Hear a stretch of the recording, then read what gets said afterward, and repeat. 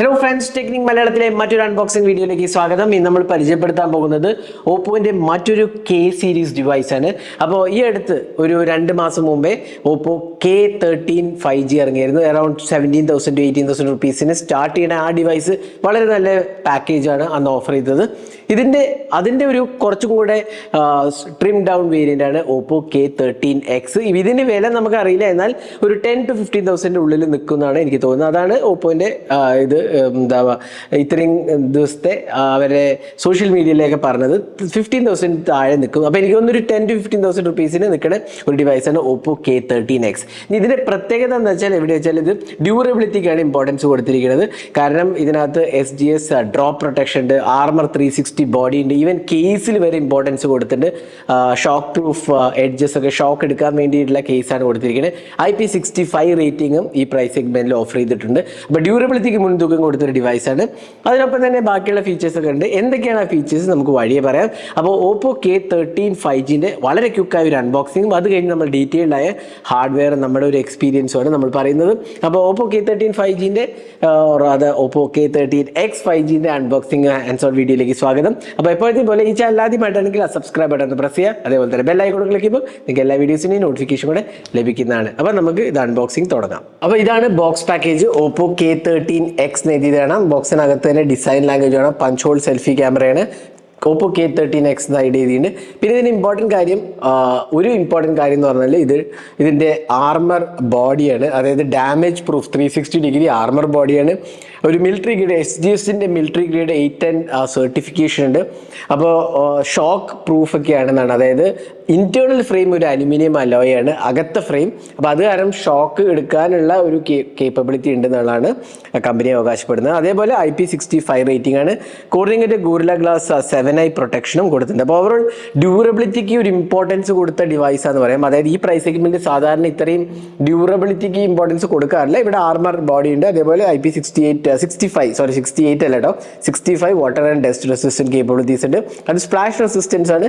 പിന്നെ 6000 mAh large battery, 45 what charging, 50+ 2 MP selfie ക്യാമറയാണ് കൊടുത്തിരിക്കുന്നത്. ഇത് 8/120GB വേരിയന്റ് ആണ്. 2 കളറാണ് അവൈലബിൾ ആണ്. സൺസെറ്റ് പീച്ചും അതേപോലെ ഒരു സ്ലൈറ്റ് ലൈറ്റ് ഒരു ഡാർക്ക് വയലറ്റ് കളറും ഉണ്ട്. സാർ വാല്യൂ 1.184, ഹെഡ് സാറും ബോഡി സാറും 1.0482 ആണ് വരുന്നത്. 5G ബാൻഡ്സിൻ്റെയൊക്കെ ഡീറ്റെയിൽസ് കൊടുത്ത് കാണാം. ഇനി നമുക്ക് തുറക്കുമ്പോൾ തന്നെ മുകളിൽ നമുക്ക് ഓപ്പോൻ്റെ ചെറിയൊരു കേസാണ് വരുന്നത്. ഇതിനകത്ത് നമുക്കൊരു കേസ് വരുന്നുണ്ട്. അഗെയിൻ ഈ കേസിന് പ്രത്യേകത എന്ന് വെച്ചാൽ നല്ല ഒരു എഡ്ജ് ടു എഡ്ജ് പ്രൊട്ടക്ഷൻ ആണ് കേട്ടോ. ഈ ഭാഗത്ത് കണ്ടോ അഡീഷണൽ ഷോക്ക് പ്രൂഫ് പ്രൊട്ടക്ഷൻ കൊടുത്തിട്ടുണ്ട്. അപ്പോൾ ഇങ്ങനെയൊക്കെ നമ്മൾ നിലത്ത് വീണാലും ഇത് ഷോക്ക് അബ്സോർബ് ചെയ്യാൻ വേണ്ടി ഇവിടെ ഈ കേസിലും അഡീഷണൽ ഷോക്ക് റെസിസ്റ്റൻസ് കൊടുത്തിട്ടുണ്ട്. അപ്പോൾ അതൊരു ഡെഫിനറ്റ്ലി നല്ലൊരു വെൽക്കം മൂവ് ആണെന്ന് പറയാം. പിന്നെ നമുക്ക് ഡിവൈസ് പുറത്തേക്ക് എടുക്കാം. പിന്നെ വരുന്നത് ഒരു 45 വാട്ട് അഡാപ്റ്ററാണ്. പിന്നെ ഒരു ചാർജിങ് കേബിളാണ്. അതിനൊപ്പം തന്നെ ഒരു എന്താ പറയുക സിം ഇജക്റ്റ് പിന്നും കാണാം. അപ്പോൾ ഇത്രയാണ് ബോക്സിനകത്ത് വരുന്നത്. ഇനി നമുക്ക് ഡിവൈസ് ഒന്ന് പുറത്തേക്ക് എടുക്കാം. അപ്പോൾ ഇതാണ് ഓപ്പോ K13X. അപ്പോൾ ഓപ്പോൻ്റെ ഏറ്റവും പുതിയ ഡിവൈസാണ്. അപ്പോൾ ബാക്ക് പാനൽ ഡിസൈൻ നല്ലതാണ്. ഇതൊരു പ്ലാസ്റ്റിക് മെറ്റീരിയലാണ്, എന്നാലും നല്ലൊരു പാറ്റേൺ ഒക്കെ ഉണ്ടാവും. ഒരു ചെറിയൊരു പാറ്റേൺ ഒക്കെ കൊടുത്തിട്ട് നല്ല ഭംഗിയുടെ ഒരു ഡ്യുവൽ ക്യാമറ സെറ്റപ്പ്, 50+ 2 MP ക്യാമറയുടെ.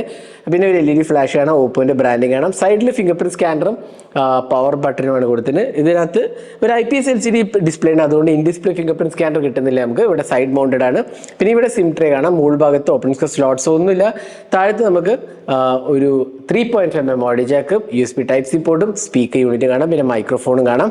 അപ്പോൾ ഇത്രയാണ് എന്താ പറയുക നമ്മുടെ ഡിസൈൻ ലാംഗ്വേജ് പറയുക. ഇനി ഫ്രണ്ട് പാനൽ ഡിസൈനിലേക്ക് വരികയാണെങ്കിൽ ഇവിടെ നമുക്കൊരു പഞ്ച് ഹോൾ സെൽഫി ക്യാമറയാണ്. ഈ ബെസൽസ് കുറച്ച് അധികമാണ്, എന്നാൽ സൈഡിലെ ബാക്കിയുള്ള ബെസൽസ് കുഴപ്പമില്ല. അഗെയിൻ ഒരു ബഡ്ജറ്റ് സെഗ്മെന്റ് ഡിവൈസ്, ഒരു 10,000 to 15,000 റുപ്പീസിന് ഉള്ളിൽ നിൽക്കുന്ന ഡിവൈസ് ആയതുകൊണ്ട് നമുക്ക് ബെസൽസ് അത്രയ്ക്ക് മിനിമൽ കിട്ടില്ല. പിന്നെ ഓവറോൾ ഡിസൈൻ ലാംഗ്വേജ് കൊള്ളാം. ഇത് അറൌണ്ട് 7.9mm ആണ് തിക്നെസ് വരുന്നത്.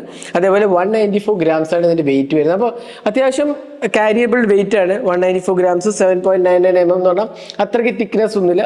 അപ്പോൾ ഏതാണ്ട് ഏറെക്കുറെ കുഴപ്പമില്ലാത്ത ഒരു എക്സ്പീരിയൻസ് ആണ് കയ്യിലെടുക്കുമ്പോൾ. പ്ലാസ്റ്റിക് ഫ്രെയിമാണ്. പിന്നെ ഈ ബാക്ക് പാനലും പ്ലാസ്റ്റിക് ആണ്. എന്നാലും നല്ലൊരു ബിൽഡ് ക്വാളിറ്റിൻ്റെ ലക്ഷണങ്ങളൊക്കെ ഉണ്ട്. നമ്മൾ എടുക്കുമ്പോൾ തന്നെ ആ ഒരു റിജിഡിറ്റി നമുക്ക് ഡെഫിനറ്റ്ലി കാണാൻ സാധിക്കും. ഇതാണ് ഡിസൈൻ ലാംഗ്വേജിനെ കുറിച്ച് പറയുകയാണെങ്കിൽ. ഇനി നമുക്ക് ഡിസ്പ്ലേയിലേക്ക് പോകാം. ഇവിടെ നമുക്ക് കിട്ടുന്ന കിട്ടുന്നത് ഒരു IPS LCD പാനലാണ്. ഇത് HD+ റെസൊല്യൂഷൻ ഡിസ്പ്ലേ ആണ്, ഫുൾ HD അല്ല, HD+ റെസൊല്യൂഷൻ ഡിസ്പ്ലേ ആണ്. 120 Hz വരെ റിഫ്രഷ് റേറ്റ് സപ്പോർട്ട് ചെയ്യുന്നുണ്ട്. ബ്രൈറ്റ്നസ് 1000 nits വരെ പീക്ക് ബ്രൈറ്റ്നസും, എന്നാൽ ടിപ്പിക്കൽ ബ്രൈറ്റ്നസ് അറൌണ്ട് 800 nits ആണ്. അതിനൊപ്പം തന്നെ സ്പ്ലാഷ് ടച്ച് റെസിസ്റ്റൻസ് ഉണ്ട്, പിന്നെ ഗ്ലൗ ടച്ച് മോഡും ഉണ്ട്, അങ്ങനത്തെ ഫീച്ചേഴ്സ് വരുന്നുണ്ട്. അപ്പോൾ IPS LCD പാനലാണെങ്കിലും ഫുൾ HD കൊടുക്കാമായിരുന്നു എന്നാണ് എനിക്ക് തോന്നുന്നത്. ഈ സെഗ്മെന്റിൽ ഡെഫിനറ്റ്ലി HD+ ഓക്കേഷ് എന്ന് മാത്രമേ പറയാൻ പറ്റുള്ളൂ. അതൊരു എനിക്കൊരു അക്സെപ്റ്റ് ചെയ്യാൻ പറ്റാത്ത കാര്യം. Probably full HD കൊടുക്കണമായിരുന്നു. ഇവിടെ HD+ റെസൊല്യൂഷൻ ഡിസ്പ്ലേ നമുക്ക് കിട്ടുന്നുള്ളൂ. എന്നാൽ ടച്ച് റെസ്പോൺസ് കുഴപ്പമില്ല, കളേഴ്സ് അത്യാവശ്യം ഡീസെന്റ് ആണെന്ന് പറയാം. എന്നാൽ വ്യൂയിങ് ആംഗിൾസ് നമുക്ക് അത്രയ്ക്ക് ഒരു സ്ട്രോങ് അല്ല. അഗെയിൻ IPS LCD പാനൽ ആ ഒരു എക്സ്പീരിയൻസിന് നമുക്ക് കിട്ടുള്ളൂ. നല്ല റിച്ച് ഓഫ് ഫ്രെയിംസ് ഒക്കെയാണ് കൊടുത്തിരിക്കുന്നത്. അഗെയിൻ ഫുൾ HD ആവശ്യമായിരുന്നു എന്നാണ് എൻ്റെ ഒരു എന്താ പറയുക ഇത് എക്സ്പീരിയൻസ് പറയുന്നത്. HD+ന്റെ ആ ഒരു പോരായ്മ ഡെഫിനറ്റ്ലി നമുക്ക് കാണാൻ സാധിക്കും. അപ്പോൾ മൾട്ടിമീഡിയയ്ക്കൊക്കെ കുഴപ്പമില്ലാത്ത ഒരു ബഡ്ജറ്റ് ഫോണിൻ്റെ ഡിസ്പ്ലേ ആണ് ഇതിനകത്ത് കൊടുത്തിട്ടുള്ളത്. ഇനി നമുക്ക് സോഫ്റ്റ്വെയറിലേക്ക് പോകാം. സോഫ്റ്റ്വെയർ നമുക്ക് ജസ്റ്റ് ഒന്ന് ഡിവൈസ് എടുക്കാം. About device Android 15 out of the box ആണ് വരുന്നത്. അതേപോലെ നമുക്ക് ColorOS 15 ആണ് വരുന്നത്. ഇവിടെ ഡീറ്റെയിൽസ് കാണാം. MediaTek Dimensity 6300 ചിപ്പാണ്. പിന്നെ സോഫ്റ്റ്വെയർ നമുക്ക് ടിപ്പിക്കൽ ColorOSൽ കിട്ടുന്ന എല്ലാ ഫീച്ചേഴ്സും ഉണ്ട്. ഇവിടെ നമുക്ക് വാൾപേപ്പർ സ്റ്റൈലിൽ പോയി കഴിഞ്ഞാൽ ഫ്ലക്സ് തീംസും കസ്റ്റമൈസേഷൻ ഓപ്ഷൻസ്, ഐക്കൺസ് ചേഞ്ച് ചെയ്യാനുള്ള ഓപ്ഷൻ എല്ലാം തന്നെ കാണാം. പിന്നെ നമുക്കിവിടെ ബേസിക് എല്ലാ ഓപ്ഷൻസും തന്നെ കിട്ടുന്നുണ്ട്. റെഗുലർലി നമുക്ക് വരുന്ന ColorOSൽ വരുന്ന ഓപ്ഷൻസ് എല്ലാം ഉണ്ട്. പിന്നെ സോഫ്റ്റ്വെയറിൻ്റെ കാര്യം പറയുകയാണെങ്കിൽ ഇവിടെ ഒരുപാട് ബ്ലോട്ട്വെയർസ് ബണ്ടിൽഡ് ആണ്. നമുക്ക് അൺഇൻസ്റ്റാൾ ചെയ്ത് കളയാം, ഉണ്ടല്ലേ? ഇതെല്ലാം അൺഇൻസ്റ്റാൾ ചെയ്ത് കളയാം, പക്ഷെ ഒരുപാട് ബ്ലോട്ട്വെയർസ് ഉണ്ട്, ഉണ്ടല്ലേ? ഒരുപാട് ഗെയിംസ് ഉണ്ട്. അതേപോലെ ഹോട്ട് ആപ്സ്, ഹോട്ട് ഗെയിംസ് ഉണ്ട്, ഫോൺ പേ, പിന്നെ കുറേ ഗെയിംസ് ഉണ്ട്, ഒരുപാട് ഗെയിംസ് ഉണ്ട് കേട്ടോ. ഒരു 10 ഗെയിംസിലേറെ ഉണ്ടെന്ന് എനിക്ക് തോന്നുന്നു. പക്ഷേ ഇതെല്ലാം നമുക്ക് അൺഇൻസ്റ്റാൾ ചെയ്ത് കളയാന്നുള്ളൊരു അഡ്വാൻറ്റേജ് ഉണ്ട്. അപ്പോൾ എത്രയും പെട്ടെന്ന് ഇതെല്ലാം കളഞ്ഞു കഴിഞ്ഞാൽ നമുക്ക് നോട്ടിഫിക്കേഷൻസ് എല്ലാം കുറയും. കാരണം ഈ ആപ്സ് എല്ലാം വരുമ്പോൾ ഓരോരോ നോട്ടിഫിക്കേഷൻ വരാൻ ചാൻസ് ഉണ്ട്. അപ്പോൾ ഇതെല്ലാം നമുക്കൊന്ന് ക്ലീൻ അപ്പ് ചെയ്ത് കഴിഞ്ഞാൽ നമുക്ക് അത്യാവശ്യം നല്ലൊരു UI എക്സ്പീരിയൻസ് കിട്ടുന്നുള്ളതാണ്. പിന്നെ നോട്ടിഫിക്കേഷൻ ടോഗിൾസ് കണ്ടില്ലേ, നമ്മൾ ടിപ്പിക്കൽ ഫണ്ട് ചോയ്സ് ColorOSന്റെ പോലെ തന്നെയാണ് വന്നിരിക്കുന്നത്. അപ്പോൾ അതിലൊന്നും പോരായ്മകളൊന്നും തന്നെ ഇല്ല. നല്ലൊരു സ്മൂത്ത് എക്സ്പീരിയൻസ് ആട്ടോ. UIയിൽ സ്മൂത്താണ്, നല്ലൊരു എക്സ്പീരിയൻസ് തന്നെയാണ് ഡെഫിനറ്റ്ലി നമുക്ക് പറയാൻ സാധിക്കും. അപ്പോൾ ഇതാണ് സോഫ്റ്റ്വെയറിൻ്റെ കാര്യം പറയുകയാണെങ്കിൽ. ഇനി നമുക്ക് ഇതിൻ്റെ എന്താ പറയുക പെർഫോമൻസിലേക്ക് പോകാം. പെർഫോമൻസിൽ വരുമ്പോൾ നമുക്ക് കിട്ടുന്ന Dimensity 6300 ചിപ്പാണ്. MediaTekന്റെ ഒരു ബഡ്ജറ്റ് ചിപ്പാണ്, 6 നാനോമീറ്റർ ചിപ്പാണ്. അഗെയിൻ അത്യാവശ്യം കുഴപ്പമില്ലാത്ത ഒരു ചിപ്പാണെന്ന് പറയാം. ഡെഫിനറ്റ്ലി ഒരു ബഡ്ജറ്റ് സെഗ്മെന്റിൽ വേണ്ട ഒരു എക്സ്പീരിയൻസ് ഒക്കെ ഇതിനകത്ത് കിട്ടുന്നുണ്ട്. ലാഗോ ഇഷ്യൂസ് ഒന്നും ഞാൻ നോട്ടീസ് ചെയ്യില്ല. 8128 ആണ് വരുന്നത് മാക്സിമം സപ്പോർട്ട് ചെയ്തിരിക്കുന്നത്. അതേപോലെ LPDDR4X റാമും UFS 2.2 സ്റ്റോറേജും. അത് കുഴപ്പമില്ല, ഈ പ്രൈസ് സെഗ്മെന്റിൽ അത്യാവശ്യം ഡീസെന്റ് എക്സ്പീരിയൻസ് തന്നെ ഒരു തന്നെയാണ് UFS 2.2 LPDDR4X റാമും. അപ്പോൾ പെർഫോമൻസിനകത്ത് ഞാൻ യൂസ് ചെയ്തതിൽ എനിക്ക് ലാഗ് ഒന്നും തന്നെ ഫീൽ ചെയ്തിട്ടില്ല. കണ്ടത് നല്ല സ്മൂത്ത് എക്സ്പീരിയൻസ് ആണ് തോന്നുന്നത്.